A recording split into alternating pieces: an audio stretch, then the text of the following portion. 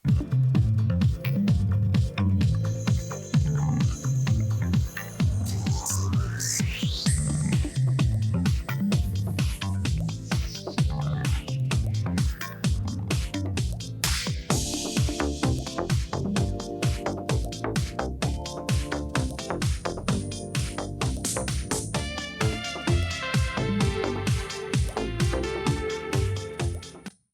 semuanya, perkenalkan saya Francisco.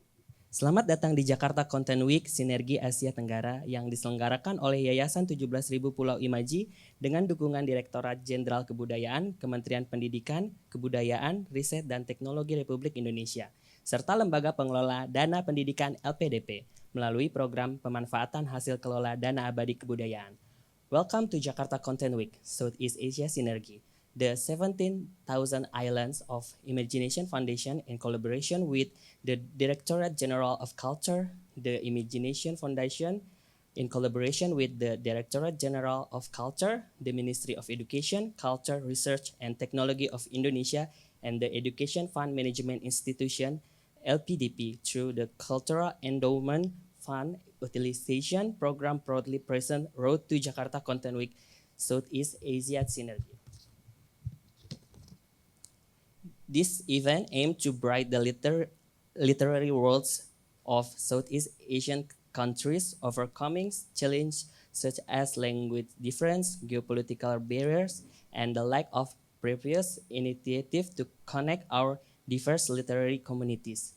Additionally, it will be beneficial if the works of Southeast Asia writers could be more recognized in their own region compared to work from other parts of the world. In a moment, we will start the What is the Importance of Publishing Southeast Asia Authors' Books session. I will call our moderator who will guide today's session, Nina Andiana.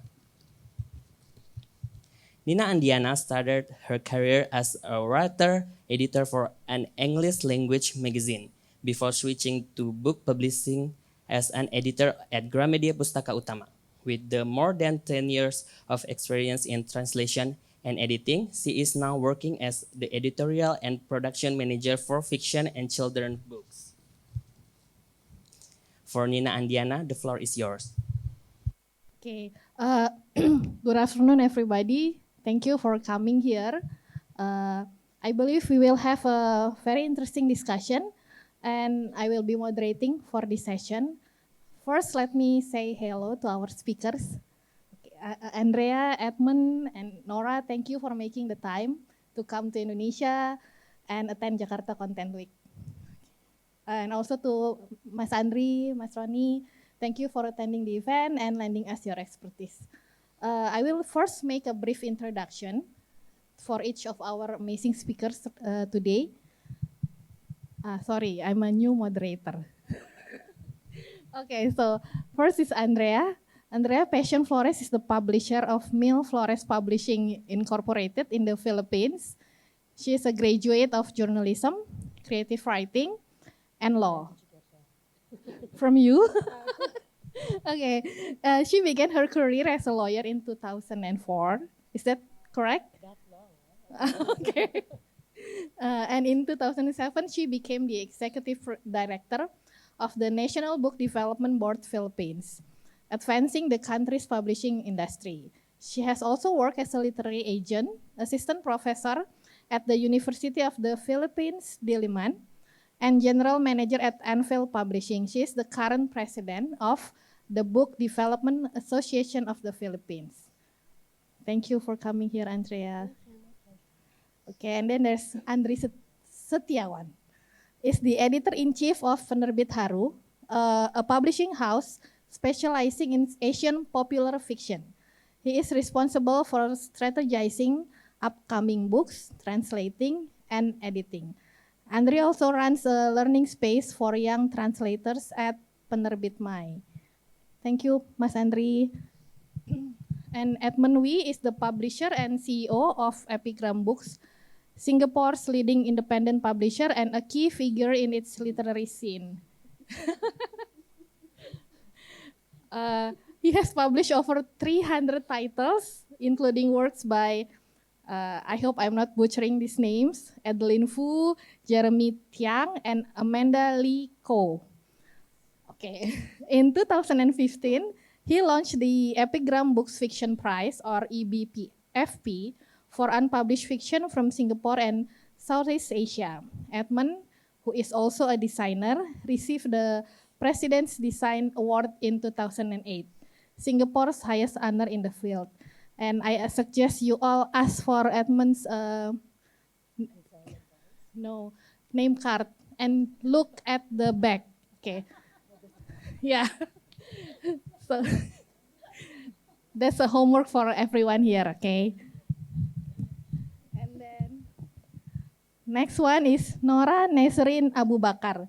She's the vice president and publisher of Penguin Random House, Southeast Asia. With 2 decades of publishing experience, she spearheads the Southeast Asian Classic Series and has brought works by numerous prolific authors to a wider audience. Nora is committed to discovering and promoting diverse voices from the region. And last but not least, of course, there's Mas Roni. Roni Agustinus is the founder and chief editor of Margin Kiri Publisher and a seasoned translator. Born in Malang, he has translated many literary works from South America.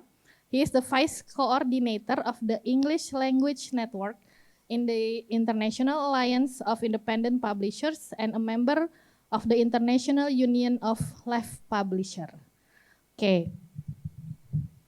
Oh, sorry.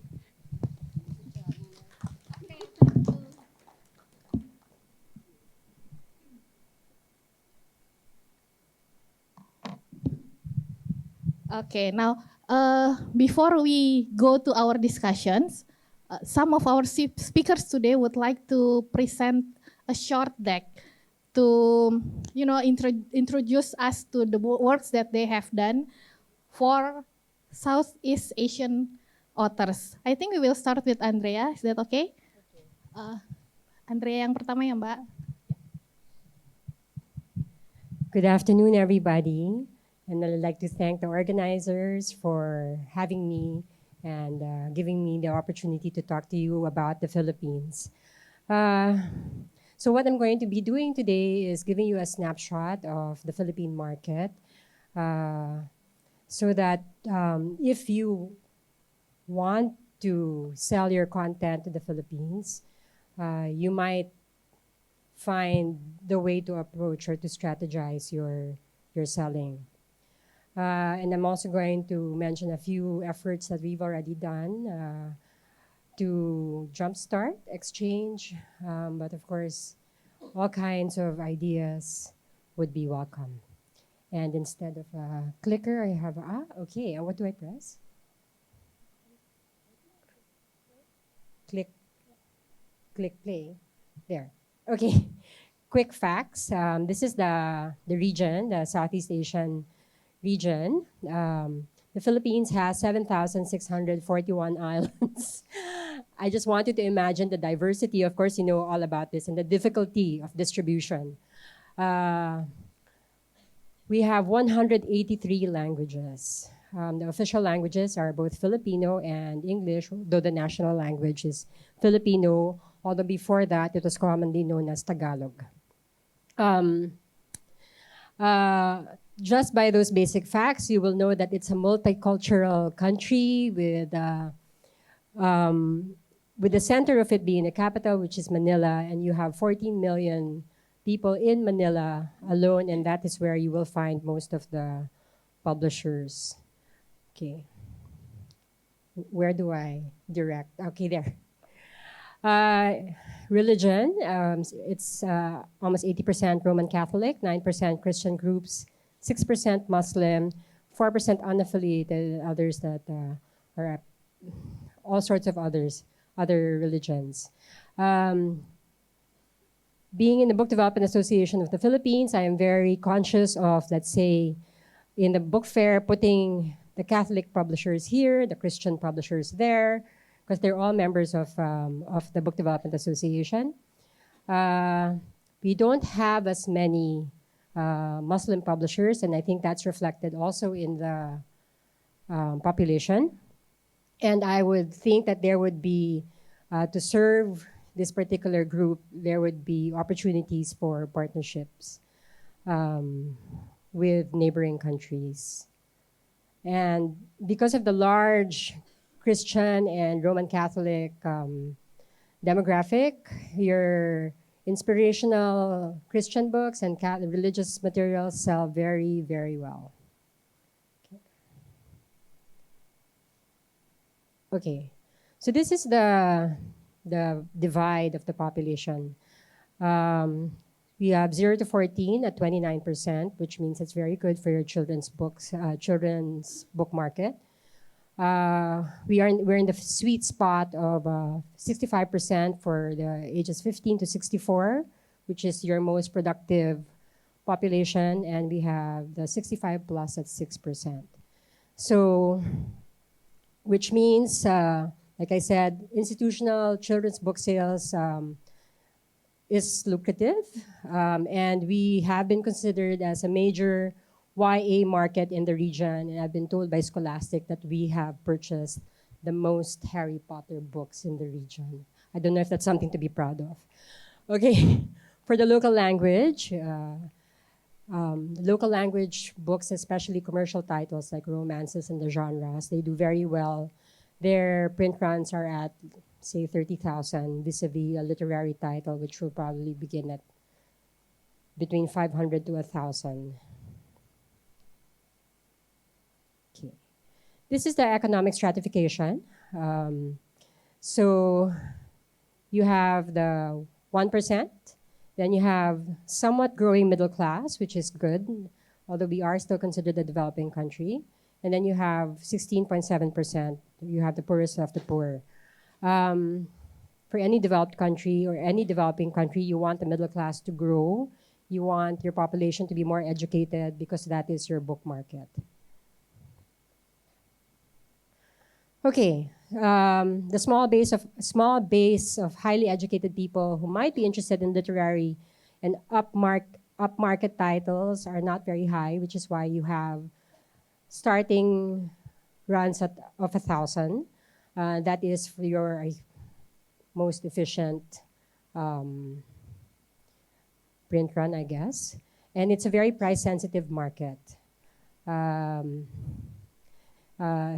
Surveys say they want the books either free or at a price point of around 199 or 200 pesos, which is less than $4. Okay.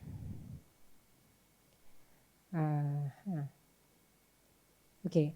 The Milflores response to that is to come out to address the literacy problems because of your large gap between the highly educated, who might be your literary market. I have a large gap to address vis-a-vis, let's say, we have a literacy problem. And a couple of years ago, there was news that Filipino children failed the PISA test or something. So you have a lot of publishers now doing a lot of literacy titles. And for me, I thought I should be doing it in Filipino, the local language, rather than in English, wherein you have thousands of literacy books abound in English. Okay, wait. Okay, the Philippines has a low production in terms of ISBN registered titles. We're like a little less than 10,000 in 2022. I haven't checked 2023 maybe because there's like around 500 increase from the last year, then that might be where the increase might be as well. So we're still at around 10,000, very far from 20,000 of Indonesia perhaps. So that's how it's divided, and I would think there would be still a lot of room for children's books in a very large children's book market. And this is the divide of the languages. If you sell a children's book to me, I would largely try to do it in a bilingual edition, just to make it more efficient. Although I am doing separate language books as well. Okay. Okay. These are the books I've already bought, and I'm looking at that section of the audience because I bought it from my favorite literary agent of Indonesia. His name is Nung. Okay, when I was in Anvil, I met Nung at the AFCC, and he showed me Aaron Randy's Fire. And I loved it so much. It was a wordless book, and so I bought the rights. And then with Aaron, we developed this counting book, and I wanted a book that ran from 1 to 100. And so poor Aaron had to draw all these thousands of animals. I bought from Turkey. So the 2 other books from Turkey I bought, not yet out. I bought a Chimpa, which I know Edmund also bought. But my title would say A Chimpa, a story on the different parts of speech. So what I wanted to show you if I were buying content is I would be interested in books or books that had learning concepts told in story form. So it sticks. We're currently doing some efforts with other people, with a few of the people from the region. The Philippines, for its run-up to the Guest of Honor at Frankfurt effort, where there's a very strong translation grant program now that to encourage people to purchase Philippine content. And what I heard is that it won't stop in 2025, but it will keep going at least for 3 more years.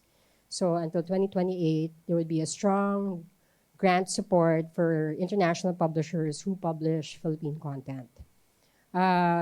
We've had a few participation in festivals, including the AFCC, which is why I put the AFCC logo there, to bring more attention to Philippine books. And then this year in September, we're hosting ARF Manila, which is a cooperation with Malaysia, which also did ARF KL. I think Thailand will be doing ARF Thailand in March. So we're inviting a few publishers from the region to talk about their markets and to possibly buy and exchange rights, meet more people. And I think a lot of that is really putting together in one room a lot of the people doing the same kind of work in their markets. Okay, so hello, Grand Media. Okay, so we have a partnership right now with Grand Media. When I read Cigarette Girl, when it was pitched to me at Frankfurt, I think last year, a couple of years ago, I'm not sure. I loved it so much, but what clinched the deal for me was that it was going to come out in Netflix. So, and I grabbed it, and so in September, during the Manila International Book Fair, we partnered with Grand Media to bring Rati over, and she will be doing a few university tours. And we've spoken to one university who just absolutely loved the idea of having a Southeast Asian writer come to and meet the students. And then we're also having the producer of Netflix talk about how might literary works be adapted into another form. Okay, that's it. Thank you very much. Thank you, Andrea. I think you gave us such a complete picture of Philippines book industry. Okay, now I think next one is Edmund. You can.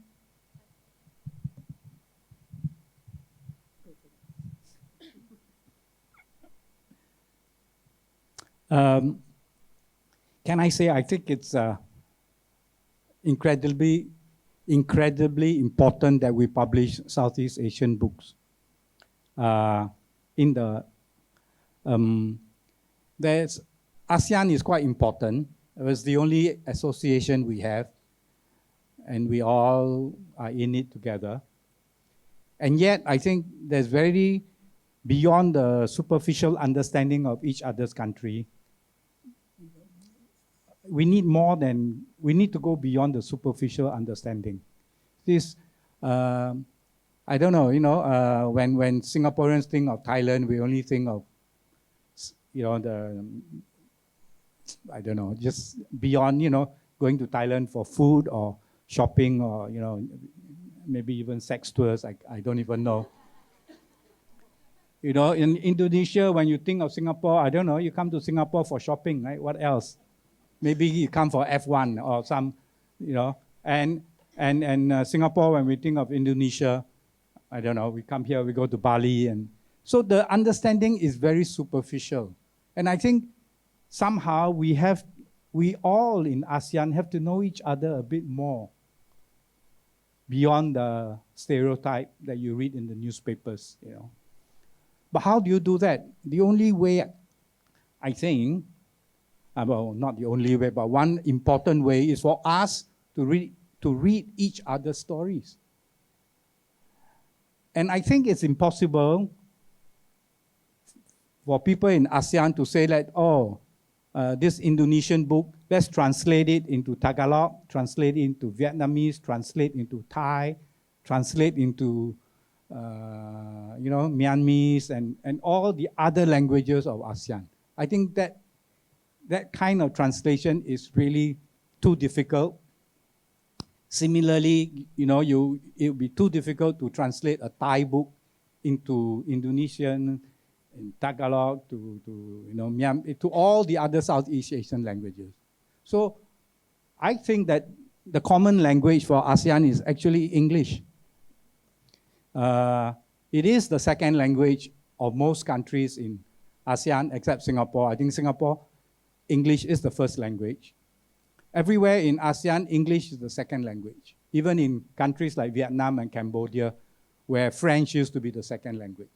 But now if you go to those two countries, English is the second language.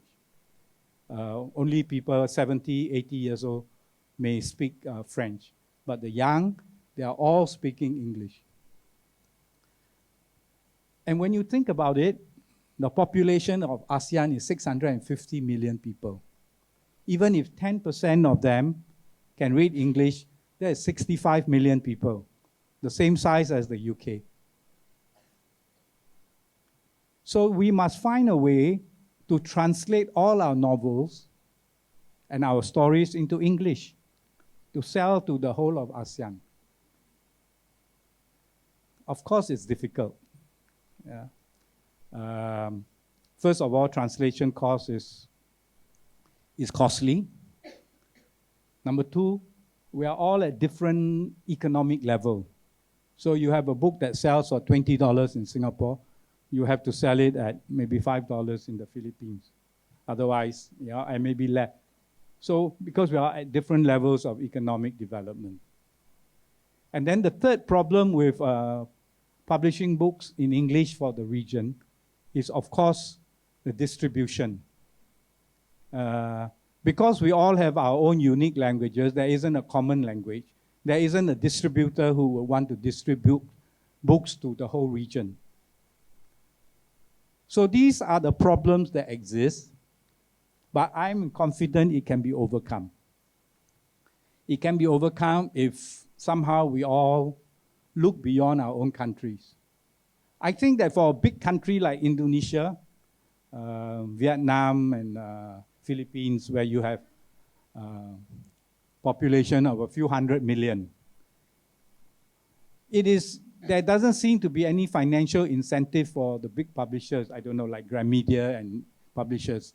If you publish a book in Indonesia, if it's successful, you can sell 100,000 or 200,000, I think quite easily, right? Because you have a population of 200 million.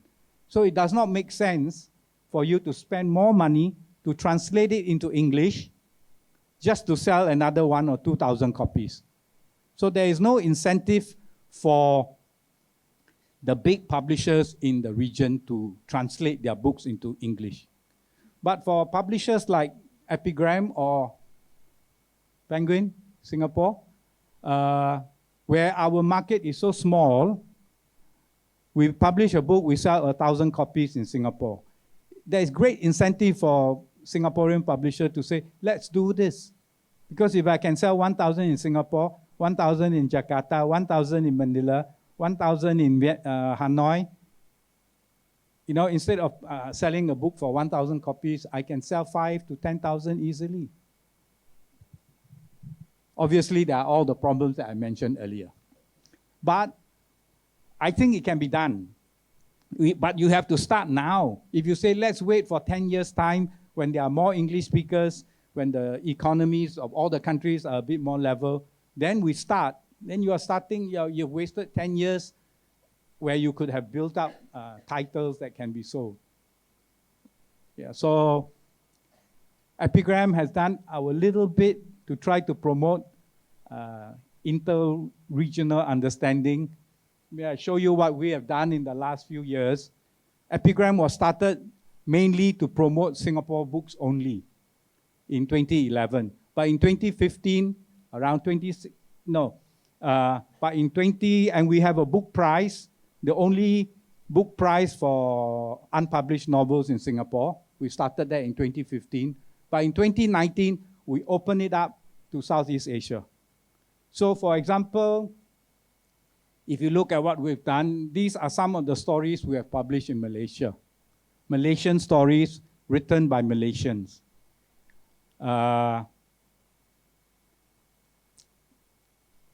Marriage and Mutton Curry in 2018, you can see. I published this, I sell about maybe 500 copies in Singapore. But in KL, I've sold more than 5,000 copies. Accidental Malay, the one in the second last one. I published this 2 years ago.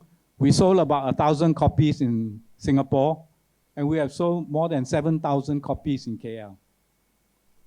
So, yeah, for a Singapore publisher, that's a big thing for us, you see. Well, let me then show you some of the things we've done for the region, that we have published in the region. Do I click this myself? Filipino, unfortunately, we haven't published any novels. These three are graphic novels. They were originally in Tagalog, which we then translated into English. Next. Okay, thank you. Indonesian titles. The middle one was written in English. The first, Love, Lies, and Indomie, and Coming Home were both in Indonesian, in Bahasa Indonesia, which we translated into English. Next. Bruneian, both these two are from Brunei. Wonderful insights into the country. We hardly know what Brunei is, except this oil-rich, Islamic country. That's all we know. And you can't drink when you go to Brunei. But these two are really lovely stories about Brunei. I know it's a small country. They're both written in English, so we didn't have to translate them. Of course, we didn't sell very many copies in Singapore, neither did we in Brunei. But they are quite important stories, I think. That's it, right? No more? Oh. Thai is quite difficult, but we have published a novel on Thailand based on the 1970, the student uprising. And reading this novel gives you a really good understanding of why the Thai people have this problem, not a problem maybe, but this issue with the king. There's great resistance to changing anything about royalty. And I think for people like us outside of Thailand, we can't understand it, Why this great, terrible law, I think it's terrible law, that you can go to jail for 15 years by just saying something about the king or the monarchy. And this is a great novel for understanding that. Written by a Thai woman, her name Manning because she married an American, but she's a Thai. Written in English. I think we sold fewer than 1,000 copies in Singapore, but I think in Bangkok we sold about less than 2,000 copies, but we had reprinted it, so maybe just under 2,000 copies. So, yeah, that's it, I think. I haven't published any other Southeast Asian novels from Myanmar, Vietnam, and all the rest. It's quite hard to get anything from Myanmar, Laos, and Cambodia. And I think Vietnam may be easier, but we haven't been able to do it. Thank you. Thank you, Edmund. I think that's quite a lot of titles that you've published from Southeast Asia, and in such a short time, actually, right? Since 2015. 2016, 17. Okay, thank you. Now I think we can start with Nora.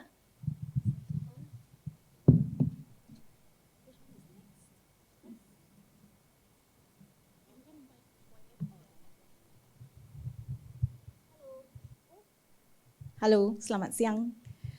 Sorry, I'm going to try to keep this really short. Saya coba bicara dengan ringkas ya, jadi kita semua bisa ngobrol-ngobrol sama-sama. Okay, so Penguin, as you know, we are part of Penguin, the big Penguin group, Penguin Random House globally. We started the Southeast Asian office, Southeast Asian arm in October 2018, and the office is in Singapore.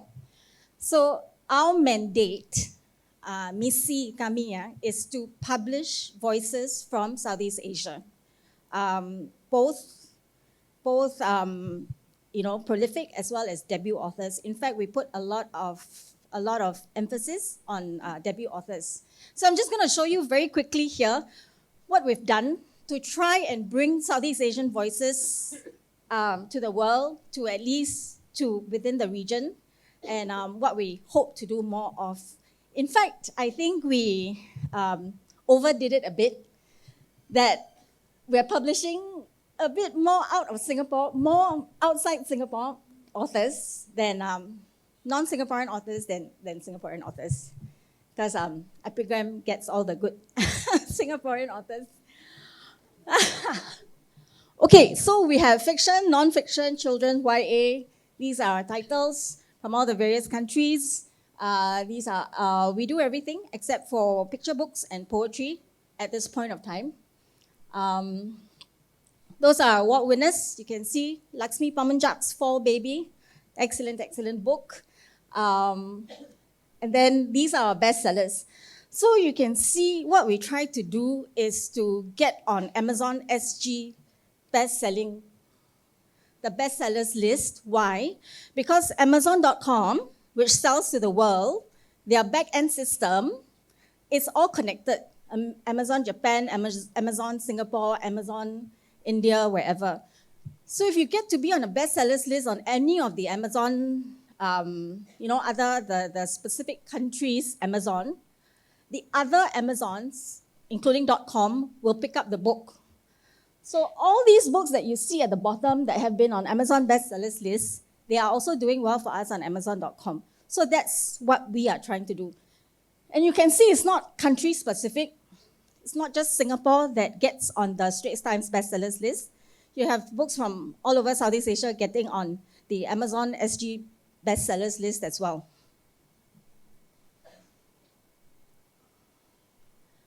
So one thing that we tried to do when we first came here is to, we asked ourselves, what would be the most important thing to do when you want to publish for Southeast Asia, is to show respect to the culture and the history of the region by digging into the treasures from the literary canon.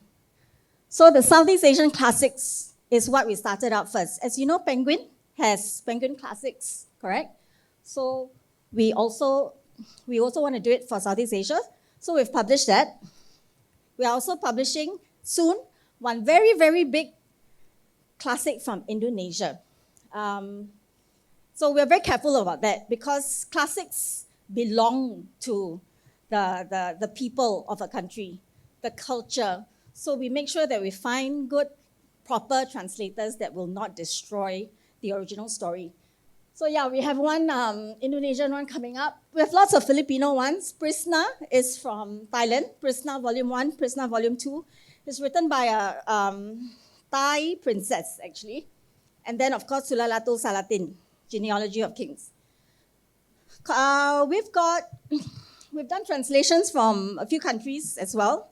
Myanmar, Malaysia, we've got a lot, but those are the two that a lot of people just know. And then we have, what is this? Oh, this is Vietnam. Vietnam, Thailand, what? Philippines, and Indonesia, of course. Ashadi Serga and Leela Chudori. We love Leela Chudori, right? So how we choose who we want to translate would be, usually we want the award winners so that it's easier for us when we sell to other countries. We say that the author is an award winner. So Tay Duy An,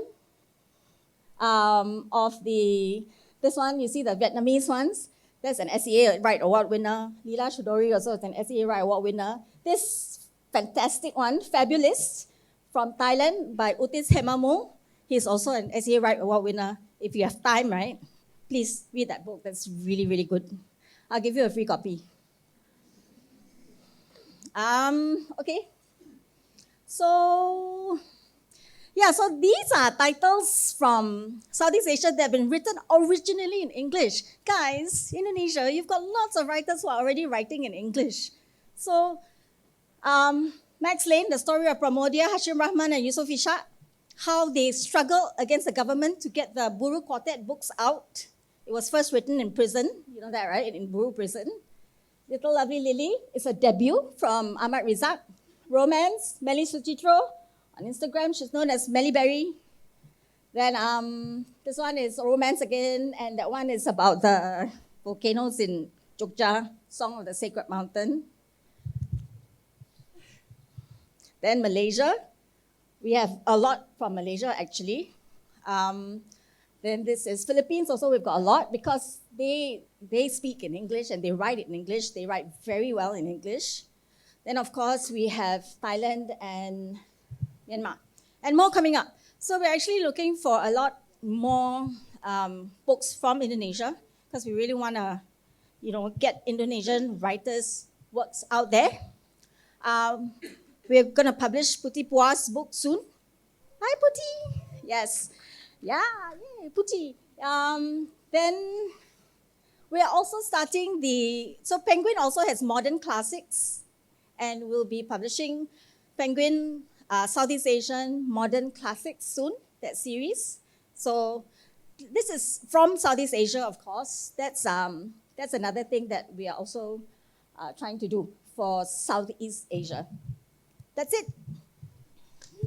Thank you. Thank you, Nora. Okay, so now let's start the discussion. Mas Roni and Mas Andry will be happy to answer all of your questions about Indonesian books. Okay, now I know like everyone here already published some Southeast Asian works.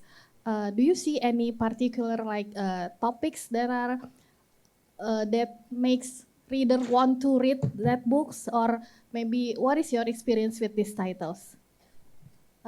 Edmund, you can start. No? It's hard to say. I think we don't really look at the market trend or anything. We read a novel, we like it. Most of the time we like contemporary novels. If we read something that we like, we will then try and publish it. Yeah. As long as it gives an insight into the country, it can be a historical novel, can be a contemporary novel. But we do not do non-fiction, we just do fiction. Thank you. Maybe Mas Andry and Mas Roni, what about in Indonesia? Do you see any particular topics that Indonesians like from Southeast Asian writers? Thank you, Nina. I cannot speak in general because so far, maybe the audience know that our choices of book is is quite specific. So far, the book about Southeast Asian that we published is all about is non-fiction, all about the leftist movement. One is by Anderson many years ago under three flags that we republished just last month. It's actually about Philippines mostly, but also about Southeast Asian. How the anarchist movement around the world related to the national movement in Southeast Asia. And and the second book, the title is Kiri Asia Tenggara, or the Southeast Asian leftists is it's an anthology of writing by authors from Southeast Asian, from Indonesia, Philippines, Thailand, Singapore, and Malaysia, about some prominent figures in the, but quite maybe unknown for the other region. That so its author wrote about this figure like Ramon Guillermo from Philippines, wrote about Jose Maria Sison, the founder of Philippine Communist Party, and Lo Kaseng from Singapore wrote about the activism of polytechnic student, and in from and from Malaysia there's writing about Ahmad Bustaman, who were called Malaysian Bakunin, and so on. This this is kind of book that we publish. The in bahasa. And this is a good question. This is what we differentiate my publishing from fellow publisher. The previous we did in bahasa, not in English, so bahasa Indonesia, not in English. So our our readership is mostly for Indonesian readers, and we try the fiction. It will be published in like maybe a week from now. This is our first fiction from Southeast Asia, so I cannot how the reader will react. It's from Philippine author Caroline Howe. It's a selection of her finest short stories. Okay. Maybe same with Masroni. I cannot say how people out there sees the Southeast Asia book, but I can share what we have been doing for the Southeast Asia. Actually, Penerbit Haru, we publish popular fiction, not a literary fiction. We have published from Philippines, also Malaysia, and Thai, if I'm not mistaken. Usually we publish romance from Philippines at that time, maybe around 2015 or 16 or so. And from Thai we also publish romance, and from Malaysian we publish horror and thriller novels. But we always going back to our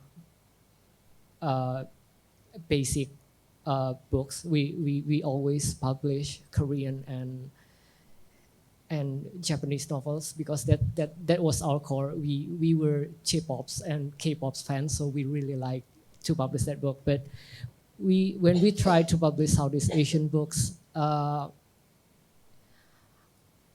found that there is maybe we started too early at that time, when people do not seek Southeast Asian writers, but nowadays we are trying to find another Southeast Asian writers. Actually, I've read A Mosque in the Jungle and Harry Spin Potter from Epigram. I really like Harry Spin Potter actually. Yeah. Okay, because unlike Masroni who published nonfiction, we publish fiction, and the popular fiction, it's romance fiction. So we are looking for that kind of market and that kind of books. Nora, do you want to add something to this question? Can you see any topics that is preferred by Singaporeans?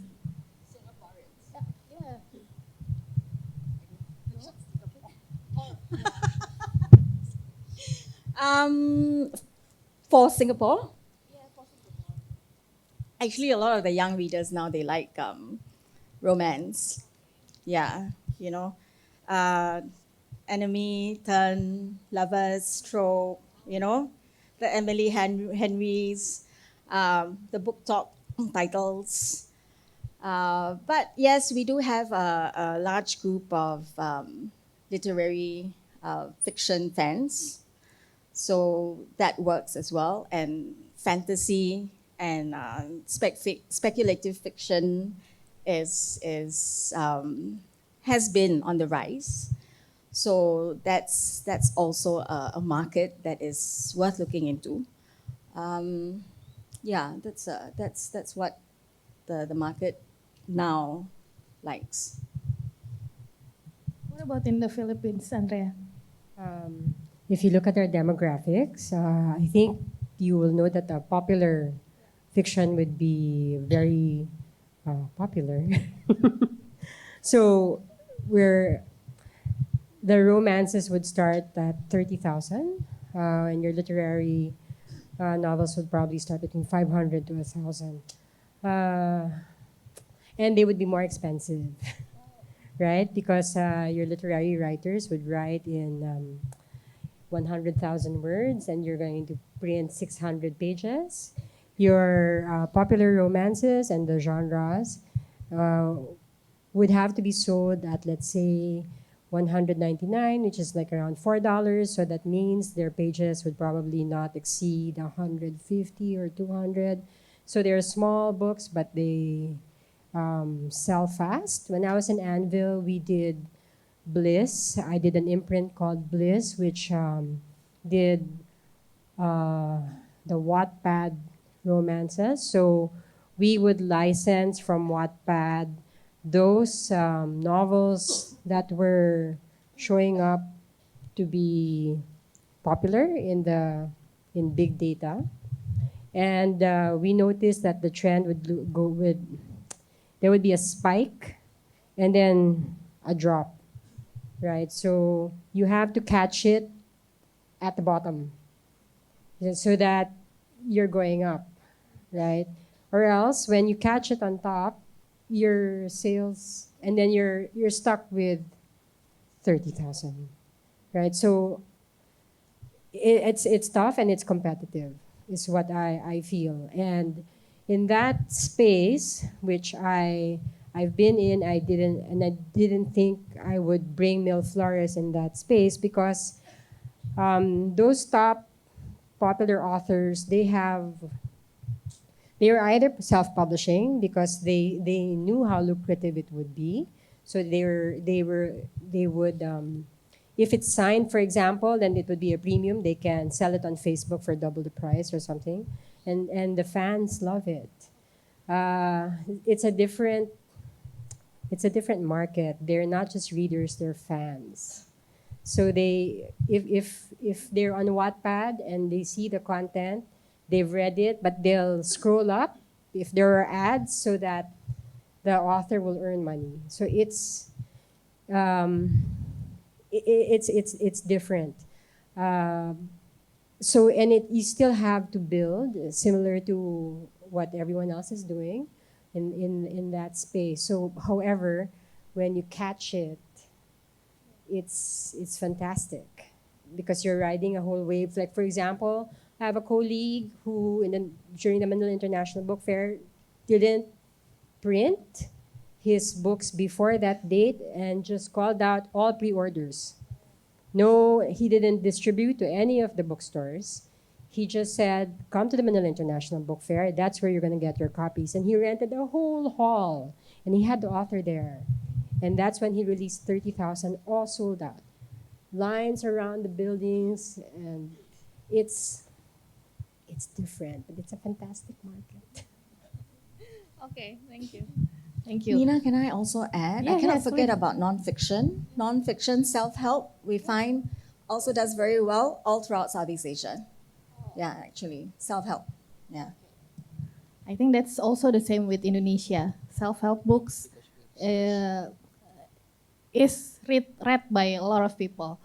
Okay, now Edmund, you said earlier that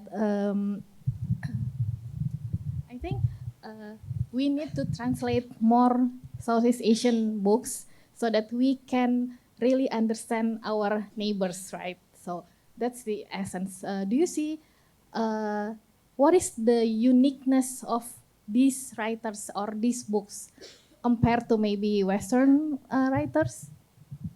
Oh, I'm last year in November, I went to the Bangkok Literature Festival to participate and spoke at a couple of panels. And in one panel where I was in the audience, there were 3 Thai authors on the panel, and the moderator is also a Thai, I think, either agent, publisher, or author, but all 4 of them were Thai. And they were talking about how it was important to write their novels, Thai novels, in such a way that they can appeal to the West, especially in the UK, so that they can sell more copies. And I stood up and asked them, does anybody here know what is the population of the UK? Of course, they didn't know, neither did I, but I Googled. Anyway, the population of the UK is 67 million people. And I asked them, what is the population of Thailand? The population of Thailand is 71 or 72 million people. Very much more than the UK. So I said, why are you trying to write your novels to appeal to the men or the women in the UK when you have so many people in Thailand that you can appeal to? So you should write your stories to appeal to the people in Thailand with the Thai concerns and Thai issues. And then when you sell 1 million copies in Thailand, the people in the West will come looking for you. You shouldn't be trying to write for people in the West. You should write for your own people, your own country, and they will come if it's well written. So I think this is my sense of how we can, it's just like, it doesn't make sense, right? If you're in Indonesia, you're writing an Indonesian novel, you're not going to say, oh, how can I make this appeal to people in Thailand or appeal to people in Singapore so I can sell a few more copies? You write what is important for Indonesia, for Indonesian people, and if it's successful, hopefully, if this dream of mine that, we publish everybody's title in English, they will come.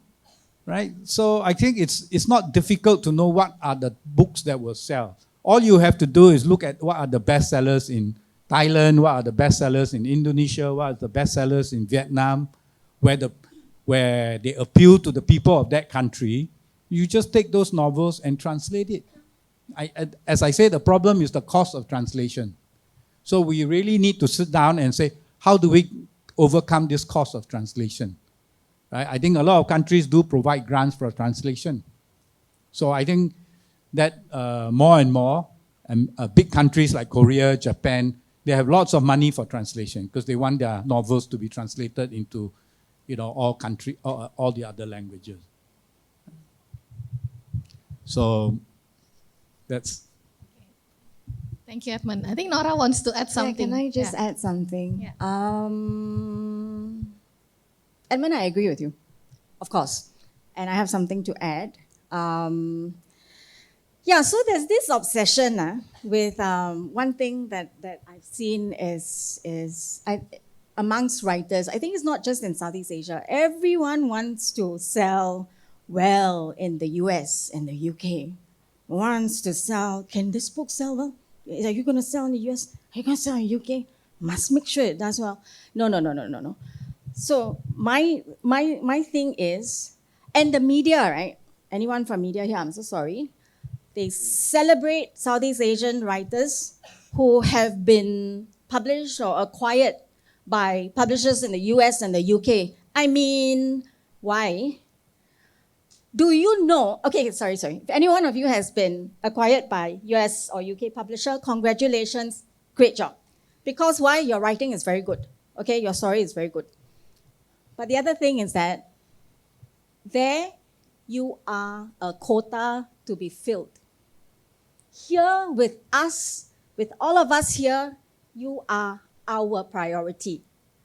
Do you get that? So the US and UK publisher can say, I've got Southeast Asian writers on my list. Diversity, inclusivity, so many, from Singapore, from whatever. Yeah. But here, we look for you first. So you should come to us, right? Because you are our number one. I know a Malaysian writer who was acquired by a UK and a US publisher. So when they tried to go to bookstores to have launches, to have book events, 5-6 people turned up. UK, US publisher in Malaysia, in bookstores in Malaysia.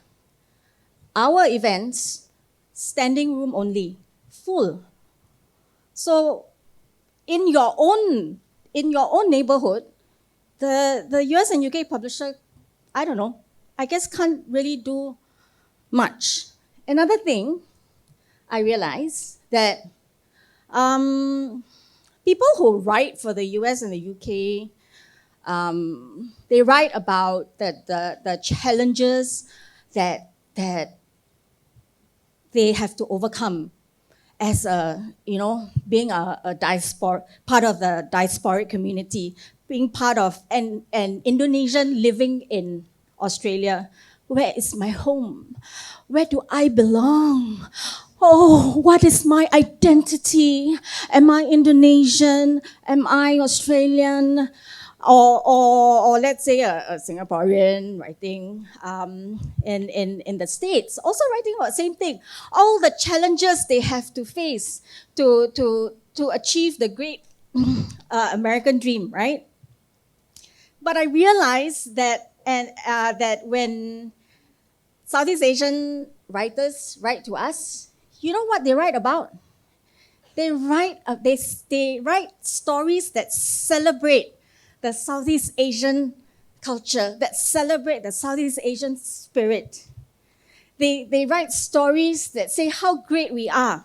Look at our history, look at our myths, our folklores, that the rest of Southeast Asia actually gives a damn about. Okay, enough of your pity party, you poor Southeast Asian, you had to go through so much. No. Right? So that's what I see we publish, yeah. And I see that more and more people, because you know how Southeast Asian, I'm talking too much, Okay. You know how when Southeast Asian came into the picture after the Vietnamese War, right? That's when the world started realizing, oh, there is a Southeast Asia. Yeah. Oh, Vietnam. And then, all the stories that were written about the Vietnamese War were all written by Boule, Yeah. There was only one written by a Vietnamese called War Widows. Plugging it a bit, which we're going to publish. But it's all written by Americans. Anglicizing, making heroes out of the Americans. So, yeah, let's control the narrative, guys. Right for Southeast Asia. Thank you, Nora. That's very good. Okay. What about in the Philippines? Do you see also a lot of maybe writers that write for the West, or is it not like that in the Philippines? Um, you're right. The authors who have made it in the West, in the U.S., their biggest English language market, they are celebrated. You have to remember that the Philippines was a colony of the lone colony of the U.S. So every time I go to Frankfurt, for example, and they look at me, I pitch, right? I pitched my catalog. After wonderful pitches, they ask me, "Is it written in English?" So it's true. They when we go to the West, we look like the way we are, and they don't think that. I have a feeling they think we live in trees or in uh, straw houses or in huts. So there is a stereotype that you have to overcome, which is really frustrating.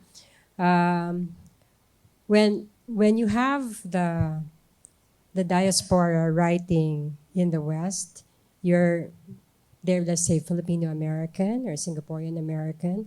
The word before the hyphen, that is an adjective, okay, of the noun American.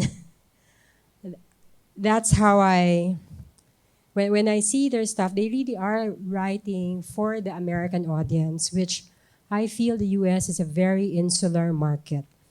Uh, you have a population of 300 million. The bench for those wonderful writers is it's very deep.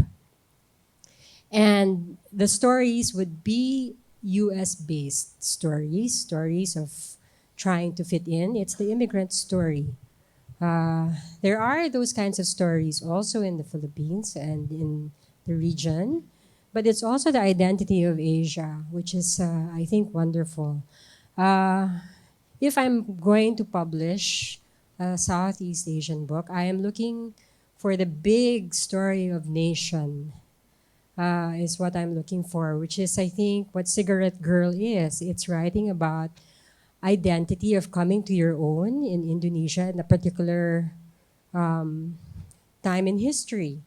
I'm publishing this author. His name is Charleston Ong. He is writing of the Chinoy, the Chinese Filipino, or colloquially we call ourselves Pinoys. So he's writing the Chinoy story, and it's an immigrant story it's a story of identity, but it's from when they came in sampans, and now they own the Philippines because they're Taipans. So that's his story. It's pretty much a Filipino story. It's like the Chinese food. You go to a Chinese restaurant in the Philippines, and you ask a Chinese person to say, "Is that Chinese?" And he will say, "No, it's Filipino," right? So those are the stories I feel will resonate. I'm not sure, like Edmund, if it's gonna sell, but Eventually it will. but like we were talking, I don't want to have it stay in the warehouse for 20 years. Uh, I hear Gramedia laughing. Because there are some books that are like that, right? You believe in it so much, but I'm thinking because of other channels, like your online, your e-commerce, social media, and I just checked how much we've spent on our social media ads, and I was horrified. And there are ways to make stories visible to a person who might not have thought that this is something interesting to read. And I guess we just have to probably knock our heads together and find out how we might bring these stories to readers. But it's expensive. It's a marathon. It's everything difficult that booksellers and book makers love to do. Thank you, Andrea. So I think if there's any writers here, that is your cue to write about your own country, right? Not write for the Western readers. Okay, so I think the next one, Edmund, Nora, Andrea, and everyone here already touched a little bit about what is the obstacles so that we can have more titles from Southeast Asian writers. If you want to, I think maybe. Sorry, I missed the question. What's the question? What are the obstacles that we have to conquer so that more Southeast Asian writers can be published in its neighboring countries? Well, as I say, we should all try to just do it in English. You know, I think it's just impossible to translate Indonesian to Tagalog, Tagalog to Vietnamese. It's just too difficult. I know in the EU they have the EU prize where they really celebrate the books in their original language, whether it's Latvian or and they try to sell it and promote it in the EU. I think in Southeast Asia, I think really we all should try to do it in English. I think it will be common. I think in 10 years' time, there will be quite a lot of people who can speak English. So many Indonesians can speak English, so many Filipinos can do it. You go to Malaysia, I mean, practically, I don't know. Most of Malaysians, I find, can speak English, So I think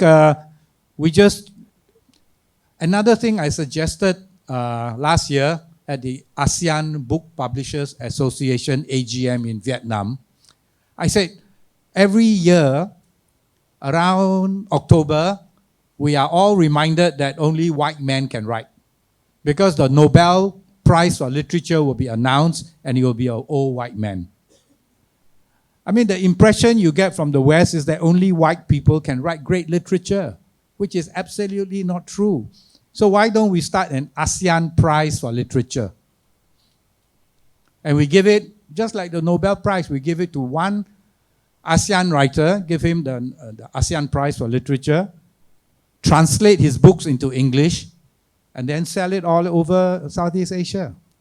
It can be done. I gave a proposal to everyone, to the president of all the association, and I said, we only need 6 countries: Singapore, Malaysia, Indonesia, Philippines, Vietnam, and Thailand.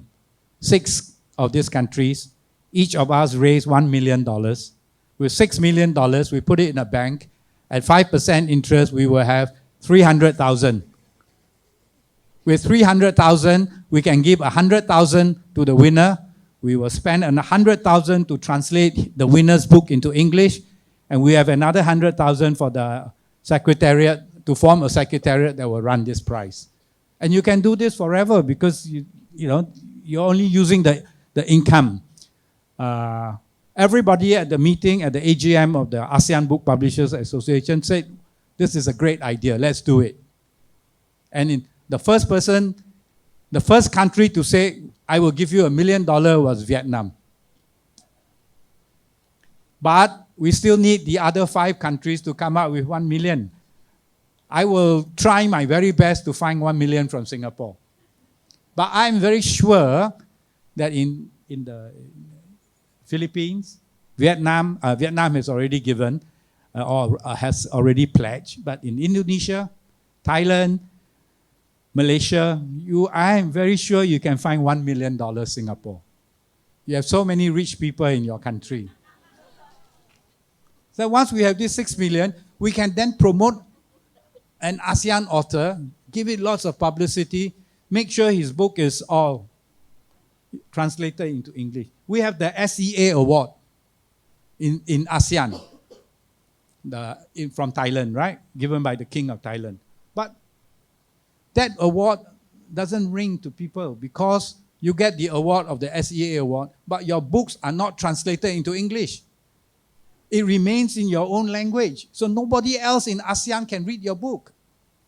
Because it's in Indonesian, it's in Tagalog, or what. Nobody else outside your country can read your book.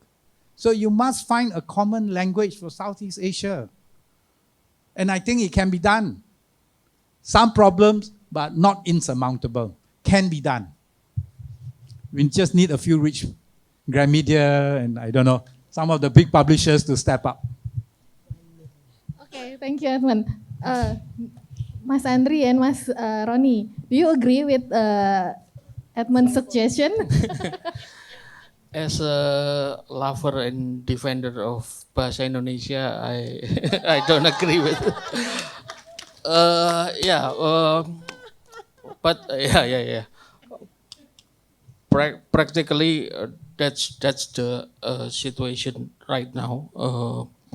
For my part, in my publishing, I feel the lack of capability to read in vernacular language of Southeast Asia. So what can we do now is, of course, reading in English or in Melayu for Malaysian books, and so our choices are very quite limited, because as a publisher we have a kind of rule that we will not translate from preaching language, which is mostly English. So yeah,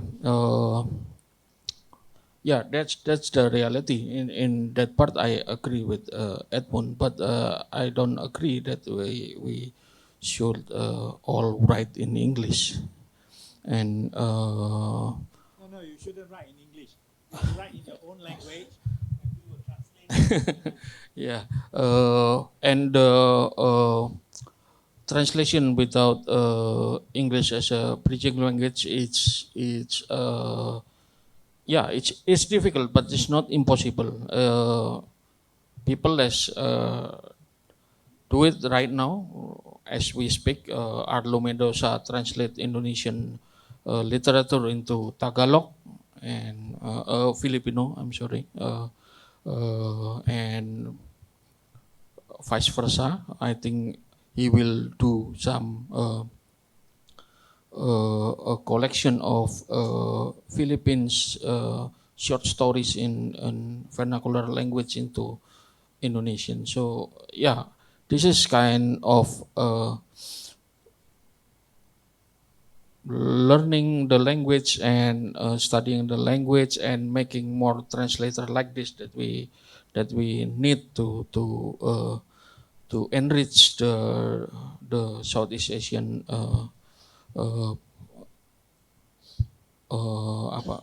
publishing in ecosystem, and yeah, it's hard, but it's not impossible. Thank you, Mas Roni. Mas Andry, do you want to add something? No? Okay, so do you agree with Edmund or with Mas Roni?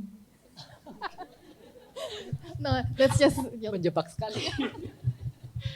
Okay, I'm a translator myself, and I agree with Mas Roni. I want Indonesian language to thrive, so I still want Indonesian books to exist in Indonesia. And what I'm thinking is, from what we experience from translating from Philippines and Malaysian and Thai, is that we cannot do that alone. We were alone. We were the only publishers who do Southeast Asia at that time. And I think we need publishers to sit together and said we want to do the Southeast Asian together as one group, not individually, because it's like putting salt in the ocean. It means nothing if we don't do that in a group. Thank you, Mas Andry. You. Please don't misunderstand me. I'm not suggesting that Indonesians start writing in English. And I'm not suggesting that Malaysians start writing in English. And, those who can write English, anyway, they're looking at the bigger market like Tan Tuan Eng, Tash Al, your Salman Rushdie and all that. They go there, they become part of the Western system, and they do write about their own country. I'm saying, yes, of course you must write in your own language. Of course, if you are Indonesian, why do you want to write in English for the small few people who can read English? You have 260 million people in Indonesia. Of course, you must write in your own language for your own people. But what I'm saying is that beyond that, so many of your Indonesian novels, so many of the Thai people who are writing Filipino, there are great novels in your own language, but they do not get out. You know, and when we try to sell it to the West, you get one or two, you know, okay, your Eka Kurniawan, okay, then the whole world wants it. But what about all the other Indonesian or your Andry Hirata?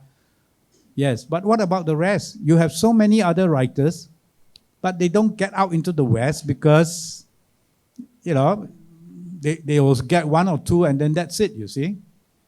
But if you can think about doing it into English, I know for Indonesia it's not worth your time because it's just 1% more. But if somehow the publishers can think beyond their own country, think about how you can do it into English in collaboration with Singapore or, you know, or the region, and we start to circulate English language books of our great writers in your own language. And I think it will work. It needs a concerted effort, right? You need the bookshops to help, you know. I mean, if you walk into a bookshop in Singapore, you think if you walk into a Western bookshop, right? Because when you look into a bookshop in Singapore, there are no Singapore books, there are no Southeast Asian books. It's all Western books. Whereas it's not the case in many other countries.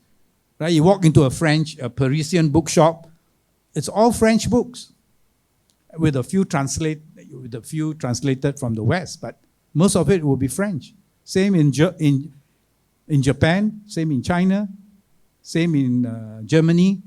Even in Australia, you walk into an Australian bookshop, a lot of the books will be Australian authors. So bookshops in our region must also start to think that way. I know the Western books sell more, but I think you have an obligation to your own country and to your own region to try and put more. And it can work.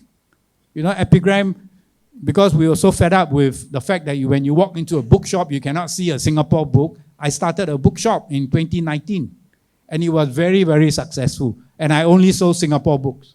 No foreign books, no Harry Potter, nothing. No foreign, only Singapore books. Unfortunately, we only had 1 year of success, 2019, that's when we started. Because 2020 was COVID, right? 21 is COVID, 22 is COVID. 23 and 24 is... 23 was revenge. Nobody bought books. They all went travel, eating, partying, revenge this, revenge that, revenge everything. So we only had 1 year of success.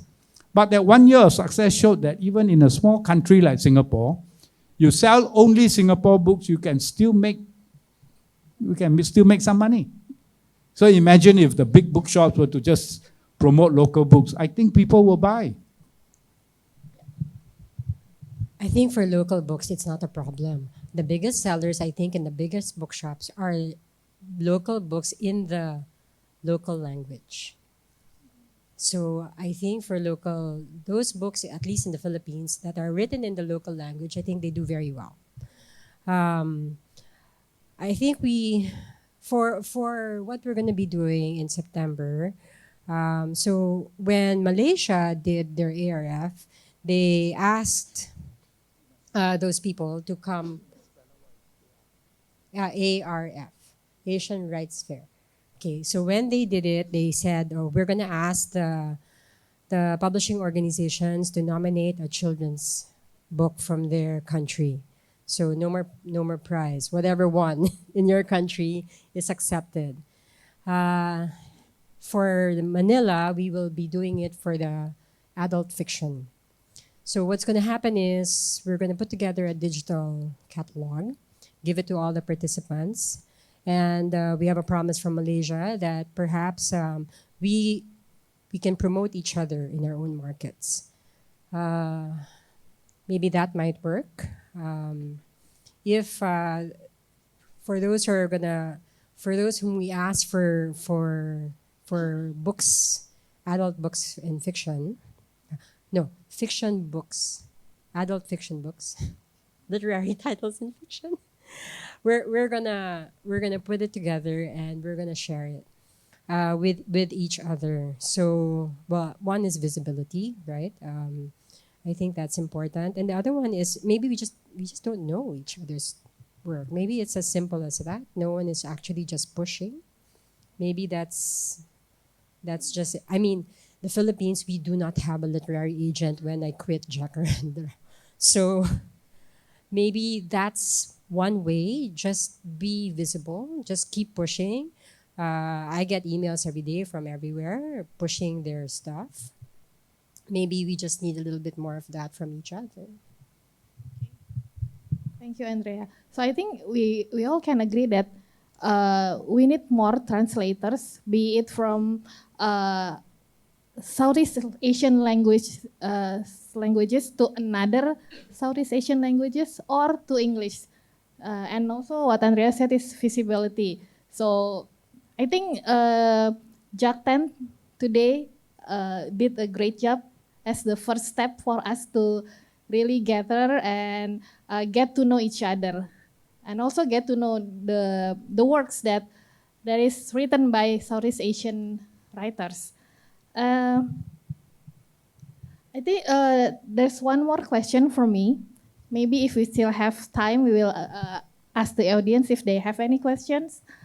For me, is how do you think we can increase the awareness for Southeast Asian writers or books, especially for the readers? Because I think not a lot of readers already knows these titles. If anyone wants to start, maybe Nora?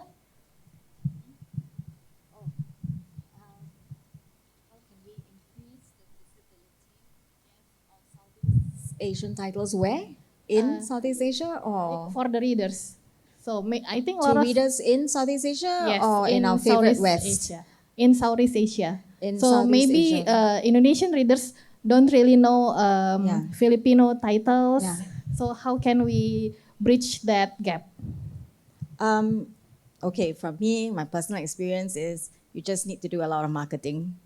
You just need to invest in a lot of marketing, spend a lot on marketing, and focus on the similarities between the countries and bring that out.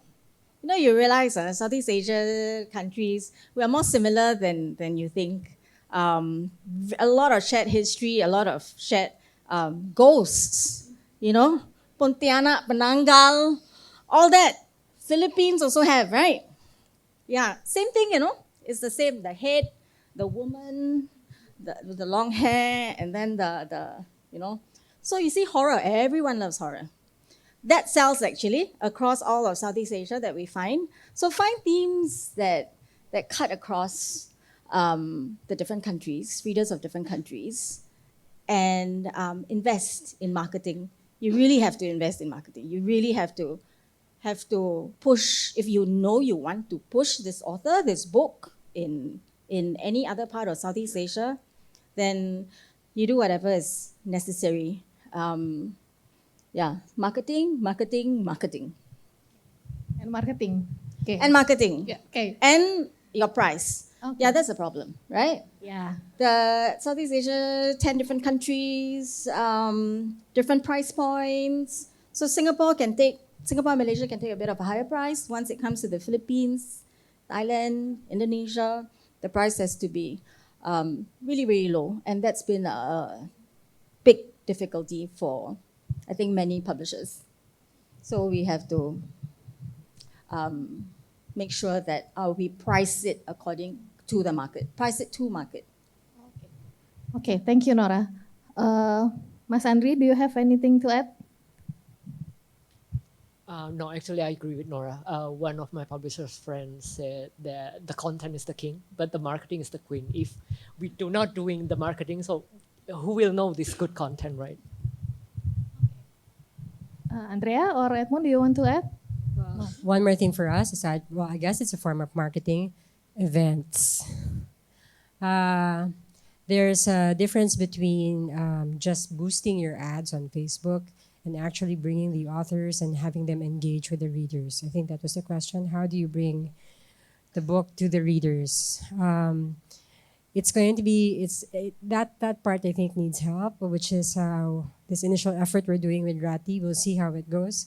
I feel like unlike the countries like Malaysia and Indonesia, the cross of the content between these two countries and also perhaps Singapore is much easier than crossing, for example, to the Philippines. The Philippines is a little bit more Western than the rest of Southeast Asia. And that's because of our colonial history, our colonial past.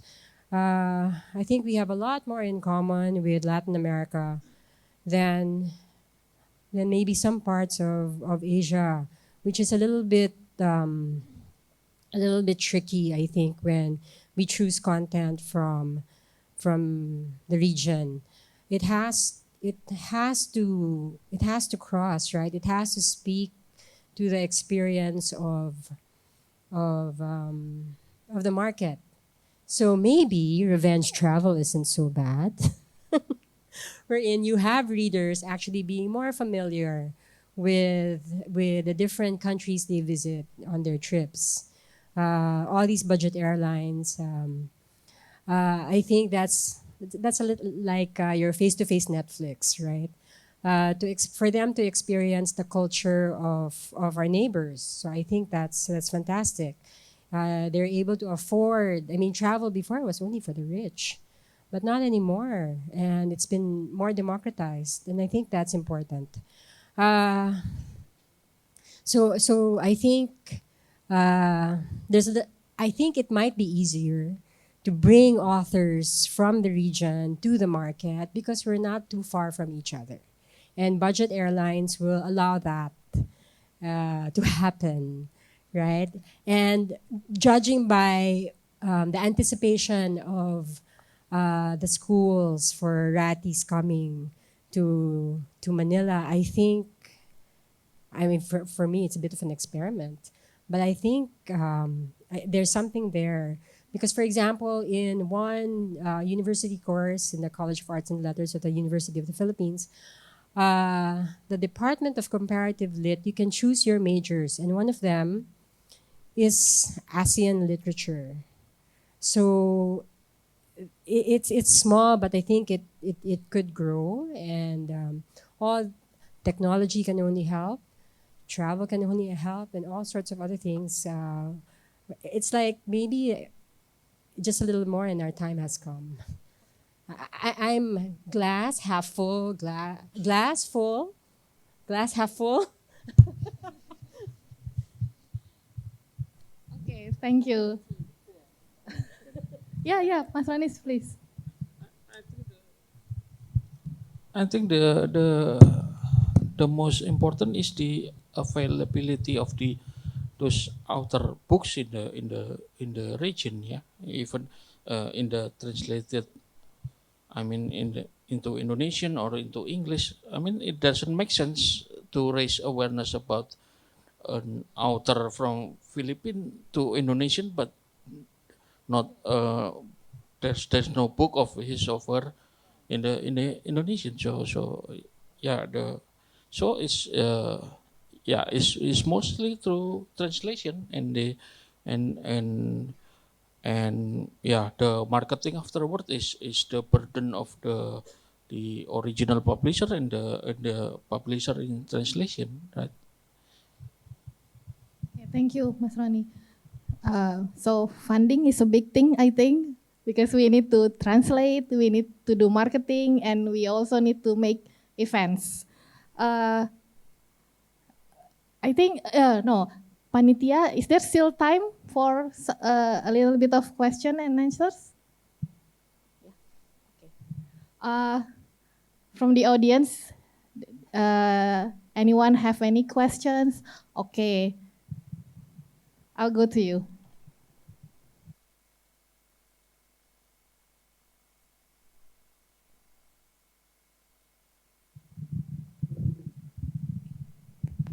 Thank you, Nina.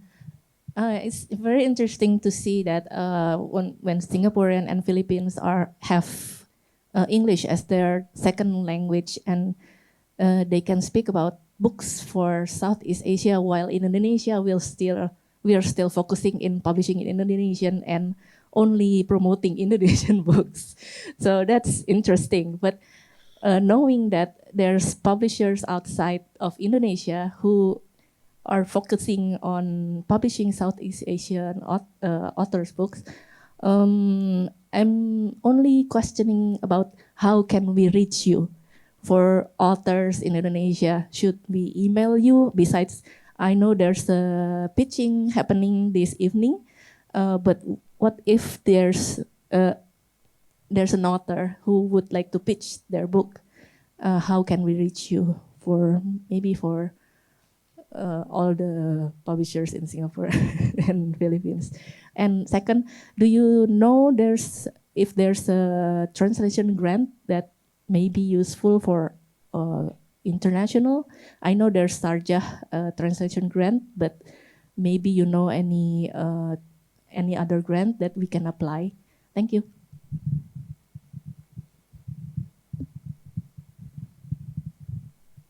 Nora, can you answer how can Indonesian authors reach other publishers in other Southeast Asian countries? What is like the best way to get noticed by you guys? I think in every country you can go to the publishers, and then what is it called for each country? Book Publishers Association. They will have the directory for each country, and you can find the email addresses or the website. And on the website, there should be a submissions email address and guidelines to submit your work or yeah. So no. How to submit their works or +659645057. Okay, anybody get that? No, please. Andrea. Aside from the cold submission from that we will receive in the slush, and for us we read during the first quarter of the year, so it gets into the slush. We say okay, we'll have a look, and we do have a look. It's at info@milflorespublishing.com, and so it's a queue. Whatever comes in first. So we'll start from the bottom, right? And we'll have a look if it's something for us. But more than that, I think for me, I rely on the recommendations of authors that I respect, agents from whom I've already bought before and who know what the kinds of stuff I like. And if they send me stuff that was similar to what I bought because they know my taste already, then to me that's more powerful. Because when I get it from the slush, I would see something that probably this person hasn't read a book that I've published. It's just throwing it out there and see what sticks. So it would be nice if you have a professional behind you who is able to say that, hey, your work is for this person. Your work looks like an epigram book. Your work is a Penguin Southeast Asia book, or it's for I'm going to remember Manjijiri. Is that right? I did. Margin kiri. So I'm saying, is your work progressive and liberal? So you can see already that there are personalities to the publishers, right? And you will see if you'll feel it if the work is for that publisher. So that for me is valuable, and usually that cuts the queue. Okay, thank you, Andrea. So literary agents would help, of course, and then networking, and also maybe from what Nora said, do a lot more research on the funding. Yeah. There's one question left from Evelyn. Sorry. Uh, do you have any other suggestion for funding for the translation or publishing grant? So the Philippines is offering translation grants, and you can pick up the guidelines from their website. If you Google Philippine translation grants, I think it's going to pop. I think I've sent Nung already the guidelines. So for anyone who has purchased Philippine content, they're giving translation grants. It's not, I don't know if I should say this, but it's not split up. It's going to be given to the publisher, and it's the publisher's discretion as to how to spend that grant, I think.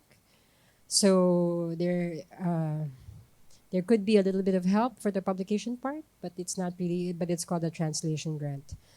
I don't know if it's big enough, but to me, any kind of grant helps, right? It mitigates the risks. So it would be fantastic if there are grants. So the Philippines gives a grant right now, and it will be available, I think, until 2028. Okay, thank you, Andrea. One more question? I think in Singapore, if you want to get a grant for translation of a book from Singapore, or from a Singapore book into any other languages, you can apply to the National Arts Council or Singapore. I think it's National Arts Council. I think they have some translation grant.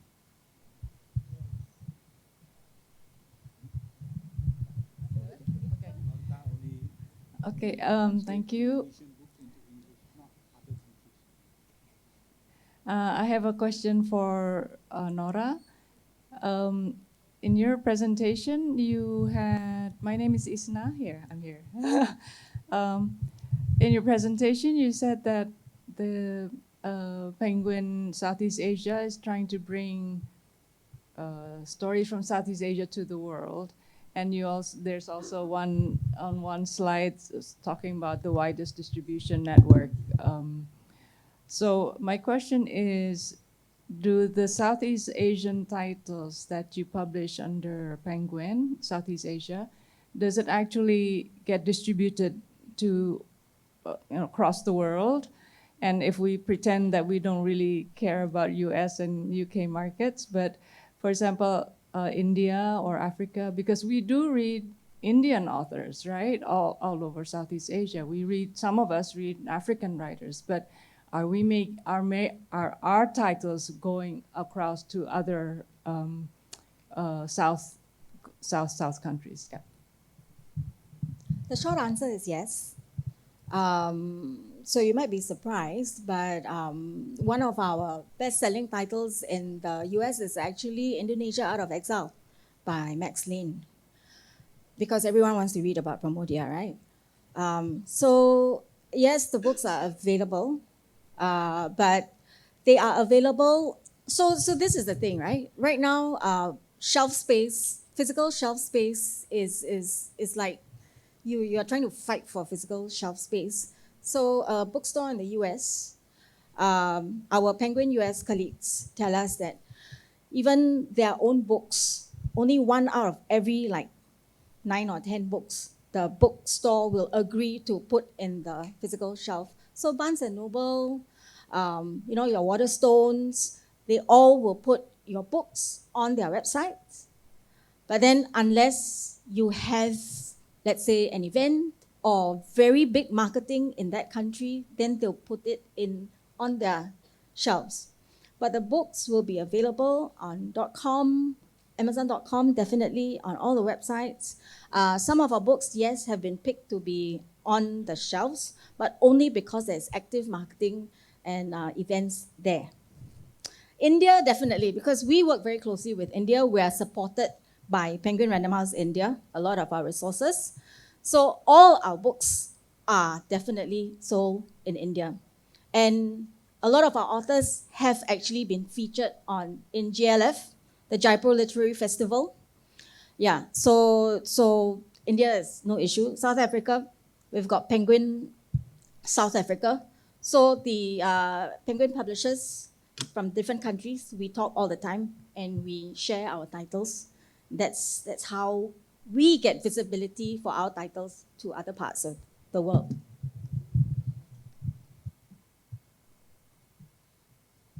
Okay, thank you, Nora.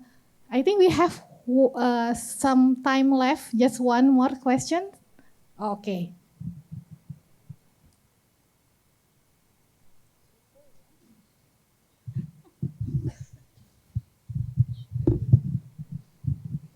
Yeah, thank you so much for the mic.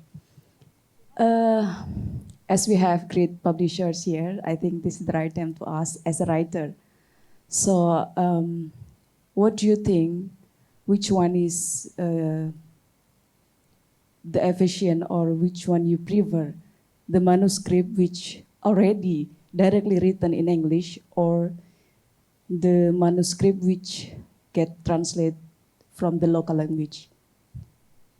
Which one you prefer to get published? I mean, this is not only about the market, yeah? Because I think the translation is not only about the language, right? We are not only translating language, but also the essence of the word from the culture, the country. So which one the publishing will prefer to make the space from the writer and readers across the countries? Thank you.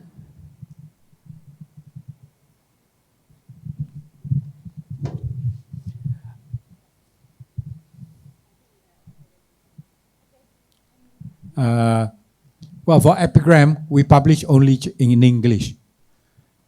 So we would prefer the manuscript to be in English because it saves us the cost of translation. So yeah, and if you do the translation, of course, if you have a good translator, I think it works. I think there's some loss, but I don't think there'll be a great loss if you have a good translator. So for me, I publish only in English.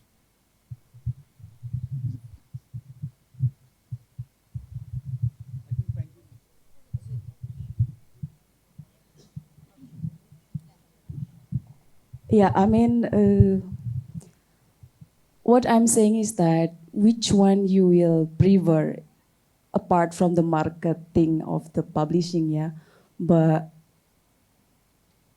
the manuscript that you accepted from directly written in English, or the manuscript which you get from the translation from the local language. Because as a writer, repeatedly we receive the result of the translation is, it's not that what are expected, because some translator, they are only translating the language.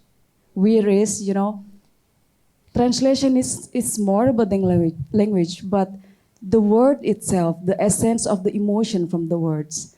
And this is also get impactful how we reach to the readers, that we will show this is our culture, this is our local wisdom and all. So this is what I'm saying. As a publisher, how you stand for this, you can say, phenomena. Thank you. I think for us, it's for Penguin at least it's very easy. We don't agree to publish a translation unless the translation is endorsed by the author. Unless the author, so usually we expect both to be writing to us together to say that this is a translation that I endorse, that does a good, does justice to my original work, that I'm very proud to have. So that's why sometimes we prefer not to publish, not to translate ourselves, and we get the author's involvement and the author's selection of translators. Of course, if the author is dead, then too bad lah. But yeah, that's how we work. Ronnie? I think this question is only for English publisher.